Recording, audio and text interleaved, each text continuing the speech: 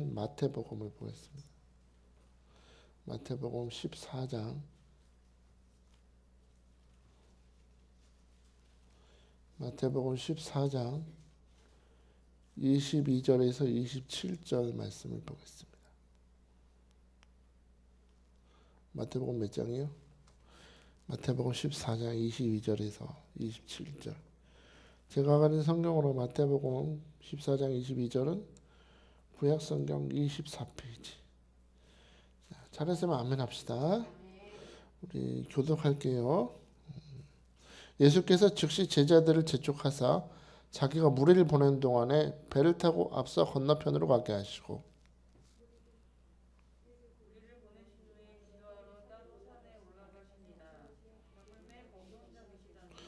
배가 이미 육지에서 수리나 떠나서 바람이 거스름으로 물결로 말미암아 고난을 당하더라.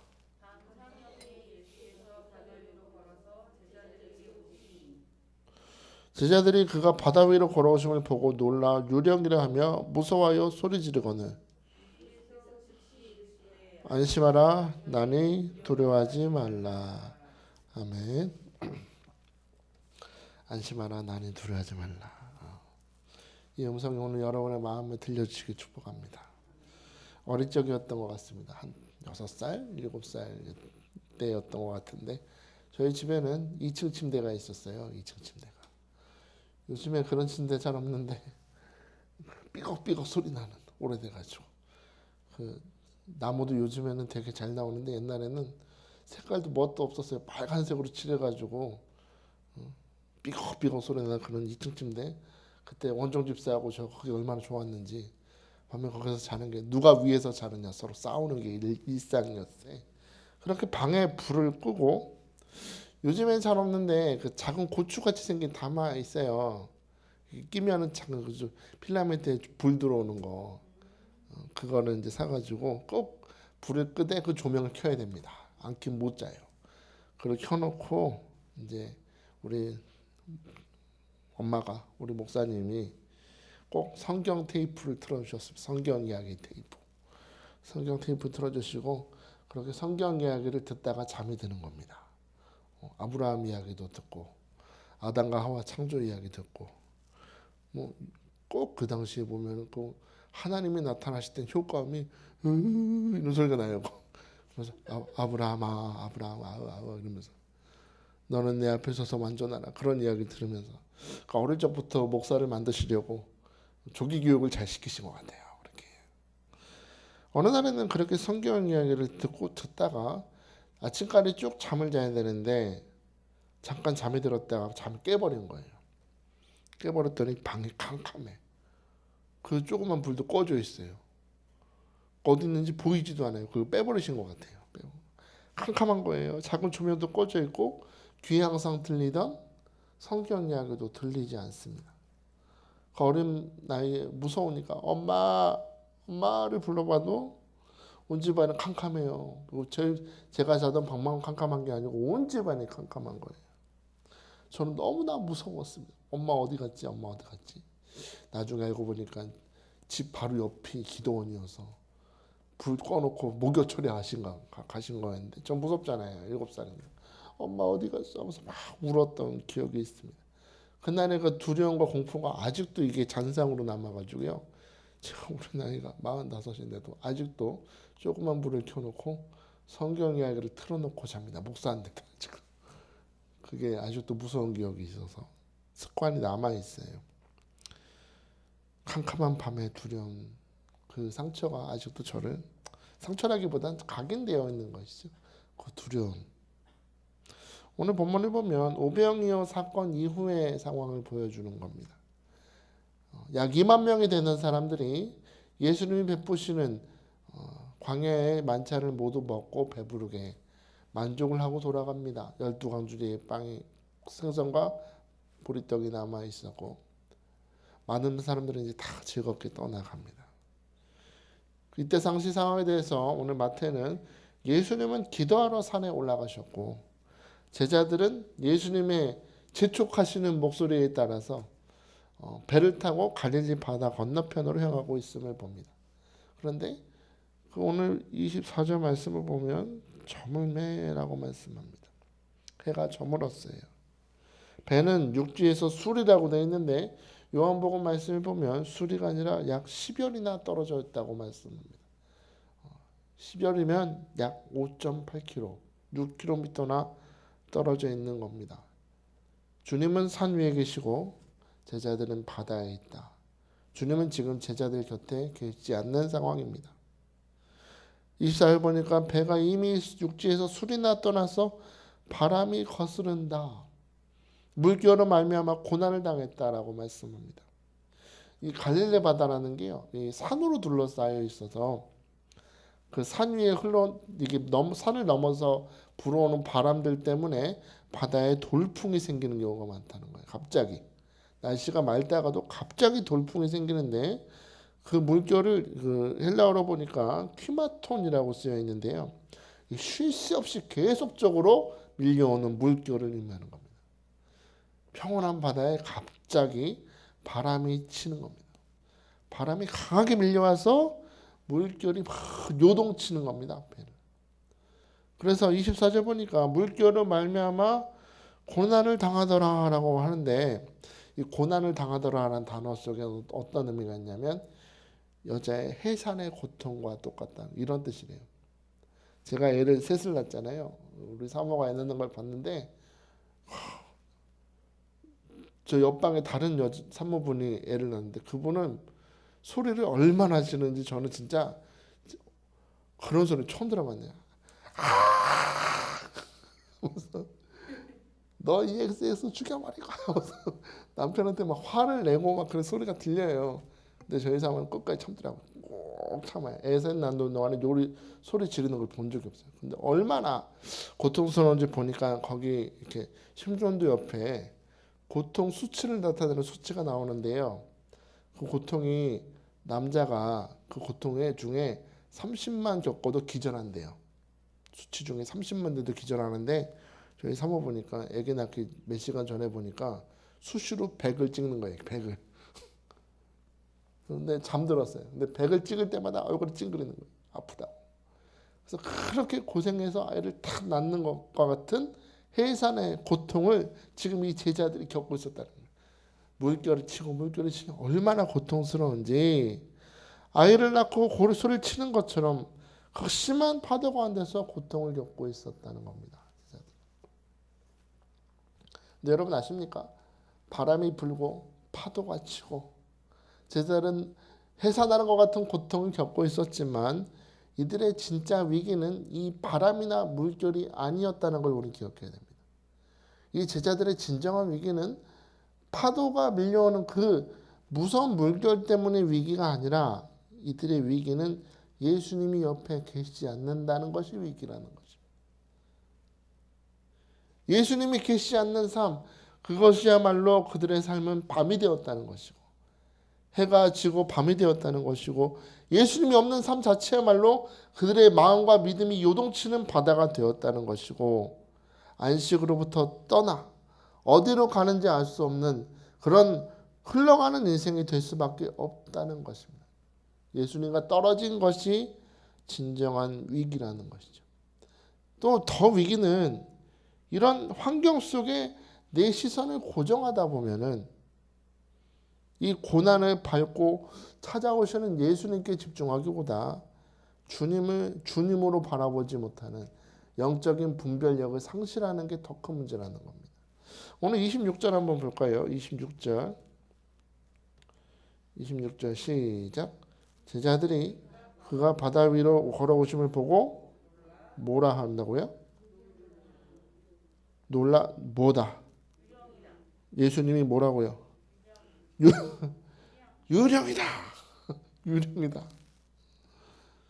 유령이 판타스마라고 쓰여 있더라고요. 판타스마. 이게 뭐냐면 눈에는 보이는데 실체가 없는 거래요. 헛개비. 예수님이 지금 사랑하는 제자들을 위해서 걸어오시는데 그 예수님 보고 뭐라고요? 야, 저거 헛개비다. 유령이다 라는 거예요. 지금 예수님이 이 제자들을 구원하시려고 파도와 물결로부터 구원해 주시려고 신이 걸어서 찾아오시는데도 제자들은 분별하지 못하고 예수님을 알아보지 못했다는 겁니다. 파도를 바라보고 물결을 바라보다 보니 진리를 바라보는, 하나님을 바라보는 눈을 상실해 버렸다. 여러분 혹시 그렇게 살고 있진 않으세요?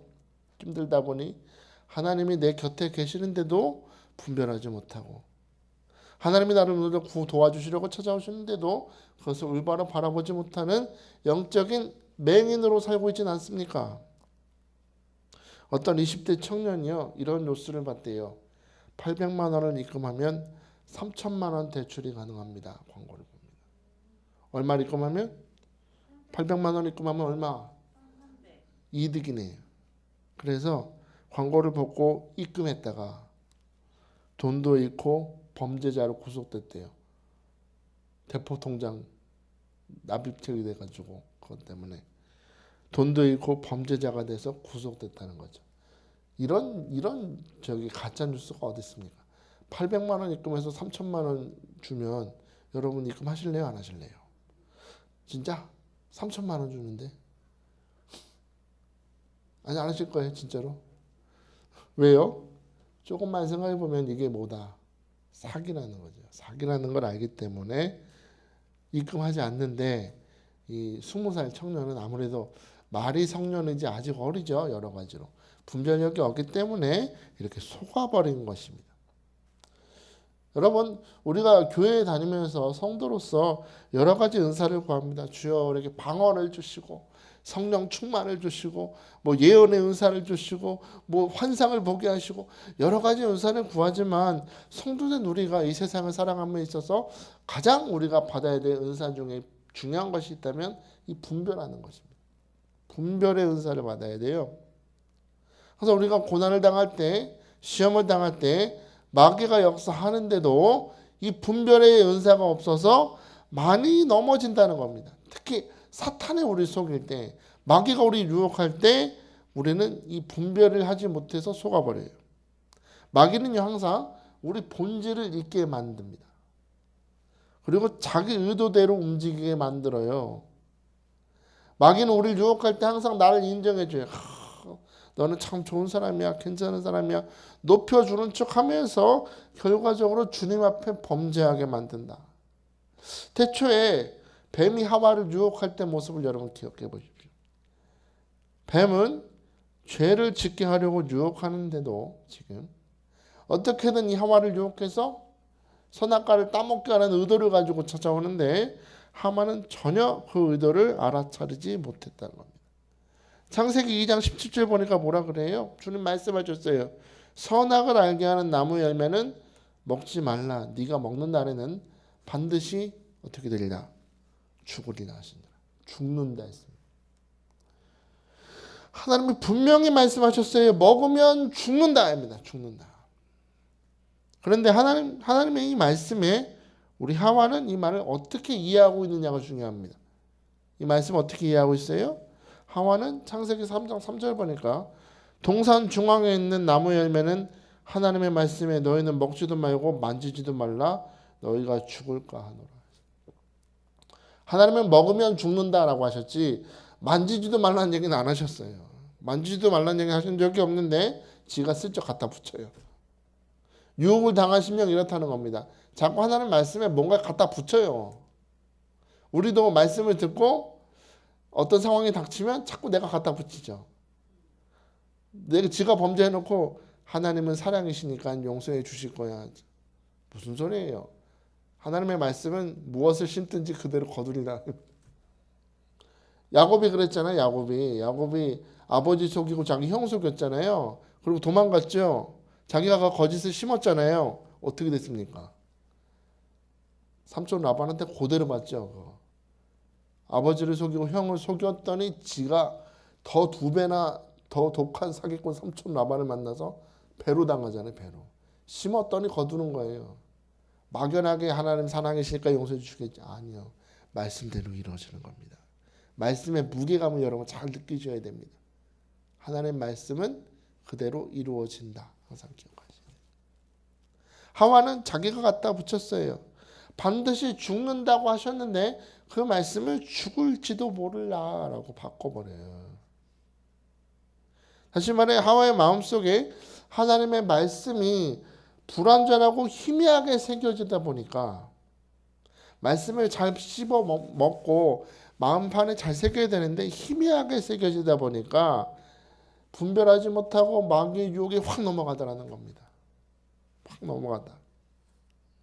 창세기 3장 4절에서 5절 보니까 뱀이 여자에게 이르되 너희가 결코 죽지 아니하리라. 너희가 그것을 먹는 날에는 너희 눈이 밝아 하나님과 같이 되어 선악을 알 줄 하나님이 아십니다. 하나님은 언제 이런 말씀하셨어요? 마귀는 이런 희미하게 새겨진 하와의 마음속에 거짓 약속을 심어버리는 겁니다. 거짓 약속. 너희는 죽는 것이 아니라 하나님처럼 될 거야 라고. 그리고 그 결과 어떻게 됐어요?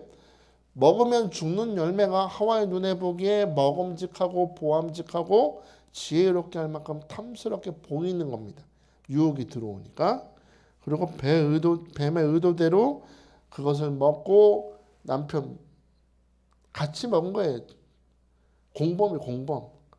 같이 먹으면서 죄인이 되어서 하나님이 창조하신 에덴 동산에서 쫓겨났다. 여러분, 악한 사탄은 하와를 유혹했던 방법대로 아담을 넘어뜨렸던 이 유혹 방법 그대로 우리에게 찾아옵니다. 때문에 사도 바울은 오늘 우리에게 이렇게 권고하는 겁니다. 로마서 12장 2절에 너희는 이 세대를 본받지 말고 오직 마음을 새롭게 함으로 변화를 받아 하나님의 선하시고 기뻐하시고 온전하신 뜻이 무엇인지 분별하라 했습니다. 뭘 하라고요? 분별하라고. 성도된 자가 고난의 날에 해가 저물어 캄캄한 날에 기억해야 될 것은 무엇을 행하느냐, 앞으로 전진하느냐를 생각하기 전에 무엇이 선이고 무엇이 악인지, 무엇이 하나님의 뜻인지 분별하는 분별의 능력을 받는 것입니다. 오늘 이 시간 분별의 영으로 충만하시길 축복합니다. 분별의 영을 받을지어다. 여러분 비둘기를 아십니까? 비둘기는 아무리 더러운 곳이나 진흙 속을 다녀도요 더러워지지 않는데요. 비둘기는 항상 깨끗함을 유지한다는 거예요. 왜 그렇대요? 비둘기 날개 아래쪽에서 세척제 역할을 하는 기름이 흘러나온대요. 비둘기. 각 보세요. 여러분 날아다니는 비둘기 보세요. 다른 사람 몰라도 비둘기는 그래도 깨끗해요. 더러운 새 잘 없어요. 맹글어 봤더니 기름이 나온다는 거예요. 비둘기가 기름을 통해서 자기 몸을 깨끗이 유지하듯이 성도된 우리도 항상 하나님의 말씀으로 충만해야 될 줄 믿습니다. 우리 하나님의 말씀으로 충만해서 그 충만한 말씀에서 흘러나오는 은혜의 기름이 우리의 교만과 불신과 죄를 씻어내게 하시기를 축복합니다.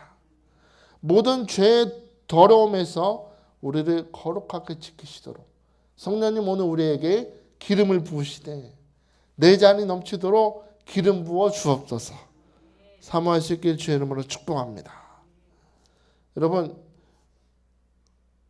예수님께서 마가복음 8장에 보면은 벳세다에 있는 맹인한 사람을 고치시는 장면이 나오죠. 그 벳세다에 맹인이 나와서 예수께 나와 손대시기를 구하거늘 예수님이 그 손을 잡고 마을 밖으로 데리고 나가시죠. 데리고 나가서 눈에 침을 뱉으시고 손을 안수하시되 딱 무엇이 보이느냐 물으시죠.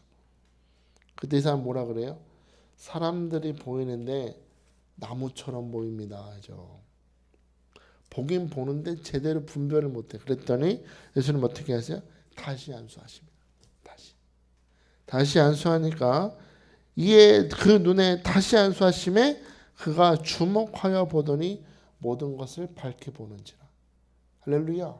이 시간에 예수님 우리 이 자리에 앉아있는 우리 성도들에게 오셔서 안수해 주시기를 축복합니다. 한 번 말고 두 번 안수하여 주옵소서. 애매하게 보지 말고 희미한 말씀이 아니라 분명한 말씀이 들어가서 모든 것을 밝히 보는 분별의 눈이 뜨여지게 하여 주옵소서. 오늘 사모하시기를 주의 이름으로 축복합니다. 제자들은 분별하지 못했습니다. 파도 위에서 열심히 노젓기만 바빴어요. 주님이 걸어오시는데도 유령이라고 바라보면서 분별하지 못하며 헤매고 있을 때, 두려워하고 있을 때, 그런 그 어두운 밤에 우리 예수님은 어떻게 하십니까? 오늘 보면 25절을 보니까 밤 사경에 예수께서 바다 위로 걸어서 제자들에게 오셨다 했습니다. 밤 사경은 오후 새벽 4시. 몇 시요? 새벽 4시에서 6시 사이에요.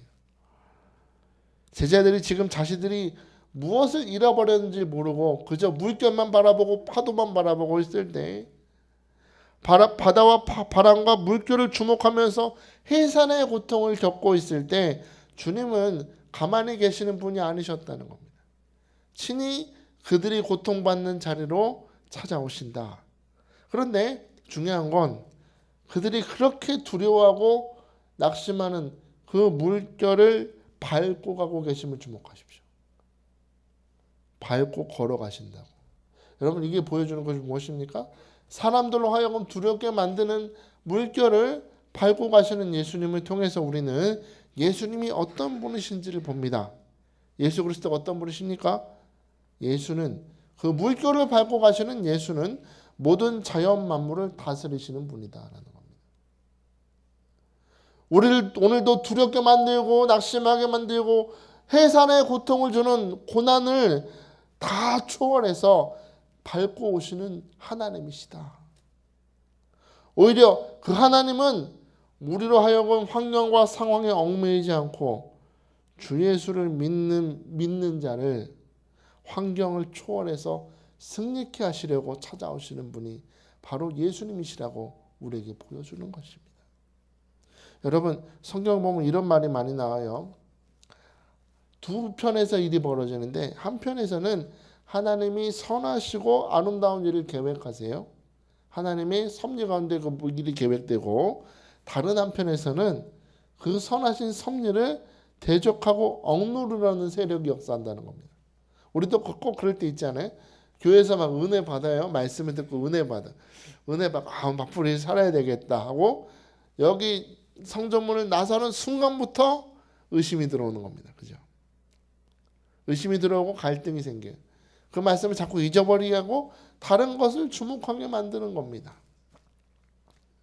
언제나 하나님의 선하신 역사가 있고 반대편은 그 선하신 역사를 방해하려는 사탄 세력이 있다는 거죠. 하나님께서 모세를 통해서 430년간 노예로 살던 자기 백성 이스라엘 백성들을 구원할 작정을 하셨어요. 근데 바로 그때 어떤 일이 벌어져요? 애굽의 바로 왕은 이스라엘 백성들을 핍박하죠. 하나님의 모세를 통해서 구원하시려고 하는 그 역사를 바로라는 도구를 통해서 사탄은 방해하는 겁니다. 계속해서 방해해요. 이스라엘 백성들을 하여금 자꾸 마음속에 하나님의 우리를 출애굽하게 하신다는 것을 기대하기보다는 바로를 바라보게 자꾸 역사하는 겁니다. 끝까지 출애굽을 방해했습니다. 하나님께서 아들 예수 그리스도를 이 땅에 보내셔서 세상을 구원하시려고 했을 때 마귀는 처음부터 방해를 시작하죠. 헤롯 왕은 예수님이 태어나시는 걸 막으려고 2살이야 남자아이를 다 죽이죠. 다 죽이잖아요. 근데 보세요. 애굽의 바로 왕도 하나님의 역사를 막아보려고 했지만 예수님의 구원의 역사를 헤롯 왕이 막아보려고 했지만 그 어떤 방해도 그 어떤 대적들도 하나님의 구원하심의 역사를 방해하지 못했다는 겁니다. 헤롯 왕도 방해하려고 했고 애굽의 바로 왕도 어떻게든 방해하려고 했지만 결국에 하나님의 전능하신 손에서 다 굴복되고 하나님의 뜻이 이루어지지 않았습니다. 여러분 지금 우리가 살아가는 이때는 어찌 보면 한 치 앞도 보이지 않는 캄캄한 현실에서 캄캄한 바다에서 노젓는 것과 같습니다. 그러나 여러분 기억하십시오. 그렇게 고통받고 힘들게 인생의 바다에서 노젓고 있는 여러분을 위해서 예수님이 걸어오십니다. 여러분의 삶의 자리로 걸어오시되 여러분 오늘도 두렵게 만드는 시험과 고난의 파도를 밟고 오심을 믿으시기 바랍니다.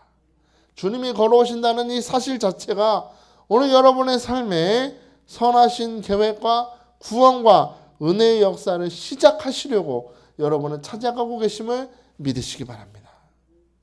악한 사단은요, 세상은요, 성도는 우리를 믿음에서 벗어나게 하고 낙심하게 만들지만 오늘 살아계셔서 우리를 찾아오시는 임마누엘 하나님은 오늘 이 자리에서 예배하는 여러분 각 사람이 이 세상의 어두움과 고난의 파도에서 이겨낼 수 있는 담대함과 능력과 힘을 부어주시고 오늘도 은혜의 얼굴빛을 비춰주시사 여러분의 고난의 밤을 물리쳐 주실 줄 믿으시기 바랍니다. 미가서 7장 8절에 나의 대적이요 나로 말미암아 기뻐하지 말지어다. 나는 엎드러질지라도 일어날 것이요 어두운 데 앉을지라도 여호와께서 나의 빛이 되실 것이미로다. 할렐루야. 나는 넘어질 것이나 일어날 것이다. 어두운 데 내가 거한다 할지라도 여호와께서 나의 빛이 되어 주실 줄 나는 믿습니다. 오늘 미가서 7장 8절의 고백이 여러분의 입술의 고백이 되시기를 축복합니다. 예수님은 그 파도치는 물결을 걸어서 제자들에게 찾아가십니다. 그리고 두려워 떨고 있는 제자들을 향해서 말씀하십니다. 27절 보니까 예수께서 즉시 이르시되 안심하라 나니 두려워하지 말라. 할렐루야. 여러분이 예수님이시라면 가서 무슨 말 하실래요? 더더더더 떨고 있는. 저 혼자 이 말씀 준비하면 생각해 봤어요. 그러게 나랑 같이 가지 바보들아. 나랑 같이 가야지 하셨을 것 같은데 우리 주님은 역시 저랑은 좀 달라요. 짧고 굵은 한마디. 언제나 주님의 말씀은 토크가 아니고 세이라 그랬죠. 영어로 토크가 세이가 둘 다 말하다인데 의미가 다르죠. 토크는 그냥 잡설이에요. 우리 주고받는 잡설이 나면 영어 성경을 보면 예수님 말씀하실 때 다 Jesus say라고 되어 있습니다. 이 말은 말 한마디를 해도 의미를 담아서 한다는 겁니다. 마음을 담아서 의미를 담아서 한다는 거예요. 짧은 한마디. 여기 27절 짧은 한마디에는 이런 게 자기소개가 있고요. 두 가지 명령이 있습니다. 우리는 항상 보면 안심하라, 두려워 말라 그것만 생각하는데 이 27절에서 먼저 우리가 주목해야 될 단어는 나니입니다. 나니. 헬라어로 에고에이미라고 되어 있습니다. 에고에이미. 이게 무슨 얘기냐면 난 나야 라는 뜻입니다. 난 나야. 이 단어가 어디 나오는 줄 아세요? 출애굽기에 나와요. 출애굽기. 똑같은 단어가 출애굽기에 나옵니다. 출애굽기 보면 떨기나무 타지 않는 불꽃으로 하나님이 찾아가세요. 그리고 하나님께서 모세에게 자기를 소개하시는데 출애굽기 3장 14절에 하나님이 모세에게 이르시되 나는 스스로 있는 자이니라. 또 이르시되 너는 이스라엘 자손에게 이같이 이르기를 스스로 있는 자가 나를 너희에게 보내셨다 하라. 여기에도 에고에이미가 있는 겁니다. 나는 스스로 있는 자니라 하는 단어가 안심하라 나니입니다. 다시 말해서 예수님이 지금 이 제자들을 찾아가실 때 모습은 그동안 제자들이 만났던 좋은 말씀 해주시는 선생님으로 찾아간 게 아니라는 겁니다. 심령이 가난한 자는 복이 있나니 방금 직전까지 오병이어로 사람들을 먹이셨던 그저 기적을 나타내는 한 사람으로서 좋은 말씀 전해주는 선생님으로 찾아간 것이 아니라 지금 이 제자들에게 찾아가신 예수님은 태초에 계신 전지전능하신 하나님으로서 찾아가시는 거예요. 타지 않는 떨기나무에 찾아가셨던 그 전지전능한 하나님, 그 하나님이 풍랑 속에서 물결 속에서 해산의 고통처럼 겪고 있는 두려워 떨고 있는 제자들에게 살아계신 임마누엘 하나님으로 그들에게 찾아가셨다는 겁니다. 여러분 이 모습 속에서 우리는 기억해야 됩니다. 우리도 때때로 이 제자들처럼 어찌할 줄 몰라서 고통당할 때가 있어요. 고난의 날에 해는 지고 캄캄하고 열심히 노는 적도 있으나 한 치 앞도 나아가지 못하는 그런 고난을 겪고 있을 때 여러분 기억하셔야 될 분명한 사실 하나는 임마누엘 하나님이 나와 가장 가까이 계시다는 것을 기억하라는 것입니다. 파도는 쳐요. 물결은 치고 상황이 아무것도 변하지 않지만 더 분명한 사실은 더 분명한 현실은 나의 하나님 임마누엘 하나님이 나의 가장 가까이 계심을 기억하시기 바랍니다. 그분이 지금 나를 두렵게 만드는 그 두려움과 고난과 염려의 파도를 밟고 서서 내가 왔다 라고 말씀하시는 것이 분명한 사실임을 여러분 기억하시기 바랍니다. 그 전능하신 하나님, 나와 가장 가까이 계신 임마누엘 하나님이 명령하시는 거예요. 자, 잘 보세요. 무슨 명령을 하세요? 안심하라, 두려워 말라. 나 하나님이야. 난 전능한 하나님이다. 너희와 함께하는 임마누엘 하나님이다. 그 하나님이 우리에게 명령하시는데 안심하라, 두려워하지 말라 합니다. 이게 헬라어 원어를 보니까요, 시제가 현재 명령형이래요. 현재 진행형. 현재 진행형. 현재 진행이 뭐예요? 멈추지 않고 계속해서 반복되는 행동입니다. 이걸 계속해야 된다는 거예요. 계속. 그러면 계속하는 게 뭐예요? 계속해서 안심하라. 계속해서 뭐하지 말라. 두려워하지 말라. 이 안심하라 하시는데 이 안심하라는 단어 영어 성경을 보니까 용기를 가져라 라는 뜻입니다. 뭐하라? 용기를 가져라. 담대하라 합니다. 담대. 근데 어떻게 하라고요? 계속. 파도가 치든 물결이 배 안에 들어오든지 말든지 너가 이 순간 해야 될 건 어떻게 하라? 담대하라. 담대하라. 용기를 가져라 말씀하십니다. 고난의 날에 물결 치는 날에 너가 계속 가져야 될 마음은 두려워하거나 염려하는 것이 아니라 임마누엘 하나님이 나와 가장 가까이 계시고 그 고난의 파도를 밟고 계심을 믿는 믿음으로 용기를 내라는 겁니다. 용기를 내라. 두려워할 수 있어요. 그러나 여러분이 바라봐야 될 것은 물결이 아니라 주님이시라는 겁니다. 이 뒤에 나오겠지만 우리 다음 주에도 이거 뒤에 말씀 살펴보겠지만 베드로가 이 주님 앞에서 용기 있게 요구하죠. 만일 주님이시거든 나로 명하사 물 위로 걷게 해달라고 했을 때 주님 뭐라 그랬어요? 오라 하시죠. 와 했더니 그 의심 많은 베드로가 걷습니다. 그렇죠? 시선이 중요하다는 겁니다. 시선을 주님께 고정했을 때 담대하게 그 파도를 밟고 있었다. 주님이 우리와 함께 하시면 우리도 고난의 파도를 밟을 수 있다는 것이죠. 그렇기 때문에 우리는 주님이 나와 함께 하신다는 것을 믿고 오히려 두려움이 아니라 담대하라는 것입니다. 용기를 내라는 것입니다. 또 둘째로 두려워하지 말라 하십니다. 두려워하지 말라. 여러분 두려워하지 말라 이 말 속에서 주님은요 이 말씀하시는 거예요. 너가 예수를 믿는다고 너의 삶에 두려움이 없다고는 내가 말하지 않겠다. 두려운 날이 올 거야. 두려움은 존재할 거예요. 주님도 아세요. 지금 이 제자들이 만난 상황이 마음에 두려워하고 바다를 걸어오시는 예수님이 유령처럼 보일 수도 있고 해산의 고통을 겪는 것처럼 힘든 것임을 아세요.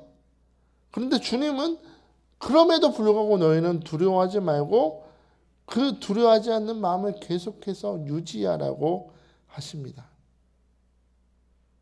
아니 두려워할 수밖에 없는데 두려워하지 말라니요 주님. 아시는 분이 지금 이렇게 파도치고 물결치는 이곳에서 우리는 두려워하지 않을 수 없는 걸 아시는 분이 왜 두려워하지 말라고 하십니까?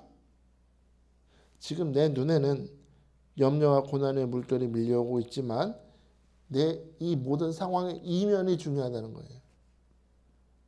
이 상황의 뒷면에 뭐가 있다? 이면에 모든 문제의 해결자가 되시고 보호자가 되시는 주 예수의 다스리심이 있음을 믿는 마음을 유지해라. 이것이 두려워하지 말라는 겁니다. 하는 게 아니라 대체하라는 것이죠. 두려워하는 마음을 먹던 마음에서 뭐를 하라? 예수님이 오늘 다스리신다. 주님이 역사하신다. 이 모든 상황 뒷면에는 주님의 구원하심의 역사가 있음을 믿습니다. 그 믿는 마음을 유지하라가 두려워하지 말라입니다. 여러분 창세기 1장 1절부터 성경에 쭉 강조하는 분명한 사실 하나는 하나님 말씀이 선포되는 곳에는 하나님 뜻이 반드시 이루어진다는 것입니다. 그렇죠? 창세기 1장 3절에 하나님이 이르시되 빛이 있으라 하시니 빛이 있었고 있습니다. 그렇죠? 그 당시 이 말씀이 선포되기 전에 1장 2절에 뭐래요?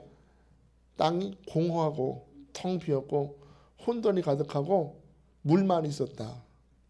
그러니까 땅은 있었다는 거예요. 땅은 있었고 물은 있었어요. 근데 텅 빈 상태에 하나님의 말씀이 선포되죠. 그리고 선포되는 대로 하나하나 이루어지는 겁니다. 하나님의 말씀이 어떻게 이루어집니까? 여러분 믿지 않으신 것 같아서 분명히 하나 말씀드립니다. 마태복음에 보면 족보 나오죠. 아브라함이 이삭을 낳고 쭉 나오고 사람 죽고 나오죠. 죽어요. 사람이 죄 짓고 나서부터 너희는 반드시 죽을지니라는 말씀이 지금도 계속 이루어지고 있죠. 말씀은 다 이루어지는 겁니다. 이처럼 여러분 성도된 우리는요, 세상이 흘러가는 상황이나 세상의 소문을 바라볼 것이 아니라 나의 삶에 오늘 하나님의 말씀은 이루어짐을 믿습니다. 하나님의 시간과 섭리 가운데 하나님의 말씀이 이루어짐을 믿고 오늘 믿음으로 살아가시길 축복합니다. 창세기 21장에 보면요, 아브라함의 아들 이삭이 태어나는 장면이 나오는데 이 이삭이 태어나는 일에 대해서 창세기 저자는 이렇게 표현을 썼어요. 창세기 21장 1절 보니까 여호와께서 말씀하신 대로 사라를 돌보셨고 여호와께서 말씀하신 대로 사라에게 행하셨다. 잘 보세요. 말씀대로라는 말이 2번 반복되죠. 여호와께서 말씀하신 대로 사라를 돌보시고 여호와께서 말씀하신 대로 사라에게 행하셨다. 여러분 믿으십시오. 여호와께서 말씀하신 대로 우리 정옥중 원사님을 돌보시고 여호와께서 말씀하신 대로 우리 권은수 집사님에게 행하실 줄 믿습니다. 우리 여호와께서 말씀하신 대로 우리 이름이 갑자기 생각이 안 나. 우리 저기서 말씀 뒤에서 섬기고 있는 우리 이진숙 간사님을 돌보시고 여호와께서 말씀하신 대로 하나님께서 이 자리에 있는 여러분 모두를 돌보실 줄 믿습니다. 잘 보십시오. 하나님은 말씀하신 대로 당신의 일을 이루신다. 하나님께서 아브라함과 사라에게 90세가 넘은 이 노인 아브라함과 사라에게 아들이 있을 것이다 말씀하셨고 말씀대로 사라가 임신했다. 여러분 90세 넘은 여인이 이거 아기를 갖는 게 말이 됩니까? 제가 저희 사모랑 이제 예성이 생기고 산부인과를 가는데요. 이제 한 달에 한 번씩이든 가잖아요. 초반에는 2주에 한 번씩 가다가 조금 안정기가 되면 한 달에 한 번씩 가는데 이게 이제 진료받기 전에 이제 그 진료실 앞에서 기다리잖아요. 기다리면 다양한 환자들을 보죠. 그리고 거기 앉아 있는 분들 이야기를 본의 아니게 듣게 돼요. 들리니까. 근데 의외로 많이 들리는 소식이 이번에도 또 실패했대라는 거예요. 그러니까 제가 볼 땐 너무 젊어 보여요. 젊어 보이는데 애가 안 생기니까 어떻게든 시험관 시술까지 해가지고 나오려고 하는데 이번에도 실패했다고 막 전화를 하면서 너무 안타까운 음성을 듣습니다. 한두 명을 본 게 아니에요. 그러니까 자연스럽게 임신이 돼서 와서 아이를 잘 크는지 보는 사람도 있는데 너무 아이를 갖고 싶은데 낳지 못해서 고통받는 사람들이 정말 생각보다 많더라고요. 현대 기술이 그렇게 발전됐는데도 나이가 젊은데도 그렇게 임신이 힘든데 여러분 보세요. 지금 이 90세면 이미 폐경이 됐을 나이입니다. 자연적으로 임신은 정말 상상도 할 수 없는 그 나이에 하나님의 말씀하시니 말씀대로 이루어지는 거지. 여러분 늙은 여인 사라에게도 생명을 주신 하나님이 여러분에게도 오늘 말씀하심을 믿으시기 바랍니다. 하나님이 말씀하시면 이루어짐을 믿으시기 바랍니다. 사람은 환경과 상황에 따라 믿음이 변질되고 하나님을 떠나기도 하고 믿음이 약해지기도 하지만 여러분 잊지 마십시오. 하나님은 어떤 상황이나 어떤 환경에 있어도 말씀하신 것을 취소하시지 않습니다. 여러분에게 주신 말씀을 반드시 이루게 하실 것이고 오히려 여러분이 안 되는 상황이 하나님의 말씀 때문에 변화될 줄 믿으시기 바랍니다. 가나안 잔치에 포도주가 떨어졌지만 예수님이 말씀하신 대로 순종하니 물이 변해서 포도주가 됐다. 주님의 말씀이 그들의 상황을 변화시키는 겁니다. 오늘 여러분이 말씀을 붙들고 3일 전에 나아가서 선포할 때에 그 말씀이 여러분의 상황을 축복으로 변화시킬 줄 믿으시기 바랍니다. 하나님의 말씀대로 상황은 변한다. 그러므로 여러분, 오늘 우리가 해야 될 것은 두려워하거나 염려하는 것이 아니라 나의 삶을 가장 잘 아시고 때를 아시는 하나님 안에서 안심하고 믿음으로 살아가야 되지 않겠습니까? 저는 우리 전단의 목사님처럼 말씀을 잘 전하지 못하고 능력은 없지만 저는 믿습니다. 이 말씀이 역사하실 줄 믿습니다.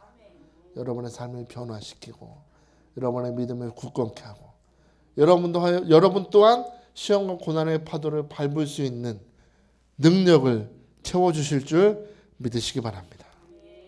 고아의 아버지 조지 뮬러가요, 영국에서 캐나다로 가기 위해서 배를 탔대요. 근데 갑자기 짙은 안개가 사방에 덮였다는 겁니다. 그러니까 선장이 뮬러 목사님한테 당신 지금 정신 나간 거 아니에요? 이 안개가 안 보이세요 지금? 이 상황에도 배를 탄다는 것입니까 목사님?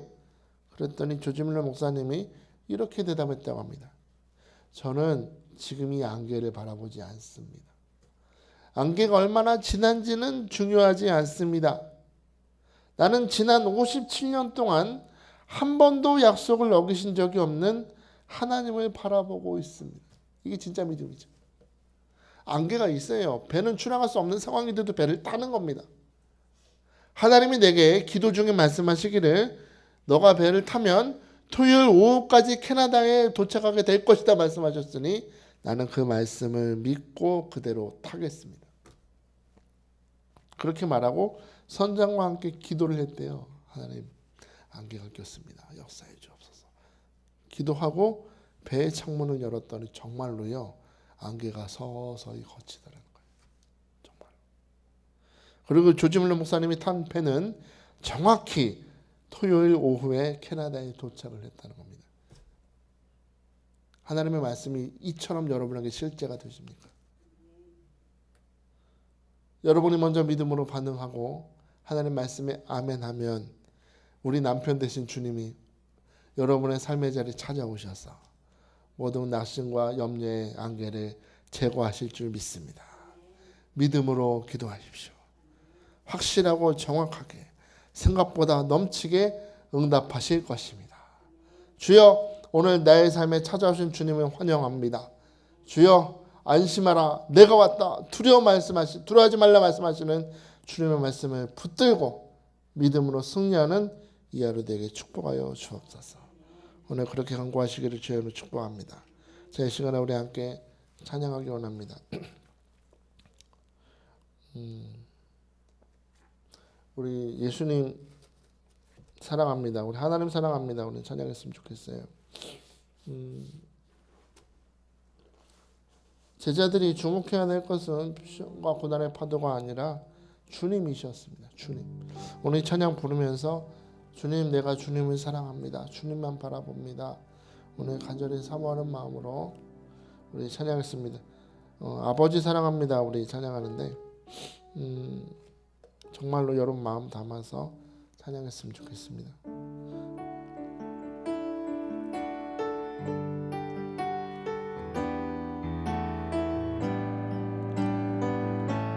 아버지 사랑합니다.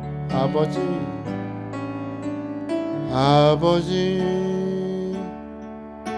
사랑합니다. 아버지 경배합니다. 아버지 채워주소서. 당신의 사랑으로. 예수님 사랑합니다. 예수님 사랑합니다. 예수님 경배합니다. 예수님 채워주소서. 당신의 사랑으로. 성령님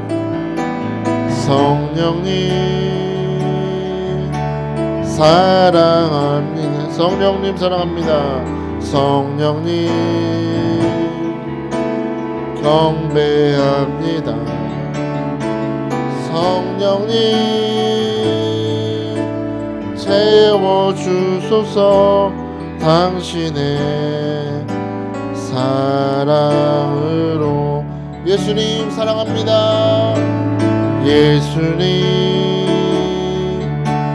사랑합니다. 예수님 경배합니다. 예수님 채워주소서. 당신의 사랑으로. 할렐루야, 할렐루야. 여러분 주님을 사랑하십니까? 오늘 우리가 주목할 것은 주님입니다. 예수님입니다. 밤이 왔습니다. 파도가 칩니다. 내가 홀로 있는 것 같아도 여러분 그 주님께서 그 파도를 밟고 우리를 찾아오셨음을 믿으시기 바랍니다. 나는 주님을 사랑합니다. 주님이 나의 곁에 계신 줄 믿습니다. 시련과 고난의 파도를 바라보는 자가 아니라 나를 찾아오시는 임마누엘 하나님, 그분께서 우리에게 명령하십니다. 담대하라, 두려워하지 말라 말씀하시니 오늘 담대하게 믿음으로 주님을 바라보게 하여 주옵소서. 상황과 환경이 아무리 흔들려도 결국에 주님의 말씀이 이루어집니다. 주님의 말씀이 우리 환경을 변화시키고 상황을 변화시키는 줄 믿습니다. 아버지여, 하나님께서 우리에게 말씀하셨사오니 조지 밀러 목사님처럼 하나님의 말씀으로 상황을 바라보며 믿음으로 선포하며 믿음으로 기도하는 우리 모두가 되게 하여 주옵소서. 우리의 삶의 모든 염려와 안개를 제거하여 주시고 하나님께서 선장이 되어 주셔서 우리 축복의 항구에 이르기까지 주여 우리를 인도하시고 역사하여 주시옵소서라고 오늘 말씀 생각하면서 겸손히 두 손을 드시고 주의 이름 부르며 부르짖기도 합니다.